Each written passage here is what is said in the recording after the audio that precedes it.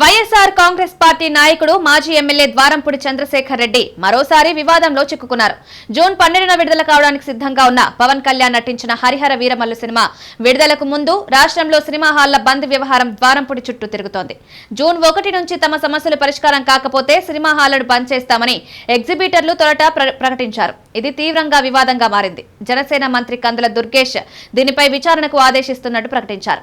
ఈ బంద్ వెనుక 4 వ్యక్తులు ఉన్నారని, దీన్ని ఎవరు చేస్తున్నారో తెలుసుకుని చర్యలు తీసుకుంటామని మంత్రి స్పష్టం చేశారు.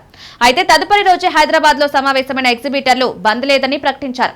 అంటే జూన్ 1 నుంచి సినిమా హాల్ యథావిధిగా పనిచేయనున్నాయి. అయితే ఈ వివాదానికి అసలు కారణాలు, ఆ 4 వ్యక్తులు ఎవరు అనే విషయాలపై విచారణ జరుగుతుందని ప్రభుత్వం తేల్చి చెప్పింది. ఈ నేపథ్యంలో నిర్మాత నట్టి కుమార్ సంచలన వ్యాఖ్యలు చేశారు. ఈ వ్యవహారంలో ఆ 4లో ద్వారంపూడి చంద్రశేఖర్ రెడ్డి ఒకరని ఆరోపించారు. దీంతో ద్వారంపూడి వెంటనే స్పందించి తనకు ఆ 4తో సంబంధం లేదని, తానెక్కడా సినిమా హాళ్ల బంద్కు ప్రకటన చేయలేదని ఖండించారు. అయినప్పటికీ నట్టి కుమార్ పదే పదే ద్వారంపూడి పేరును ప్రస్తావించడం గమనార్హం. గతేడాది ద్వారంపూడి రైస్ మిల్లులు బియ్యం ఎగుమతులపై అప్పటి డిప్యూటీ సీఎం పవన్ కళ్యాణ్ ఉక్కుపాదం మోపిన విషయం తెలిసిందే. దీనికి ప్రతీకారంగానే ద్వారంపూడి ఇలా హాళ్లను బంద్ చేయించే ప్రయత్నం చేస్తున్నారని జనసేన వర్గాల్లో ప్రచారం జరుగుతోంది. అయితే దీనిలో తన ప్రమేయం లేదని ద్వారంపూడి మరోసారి స్పష్టం చేశారు.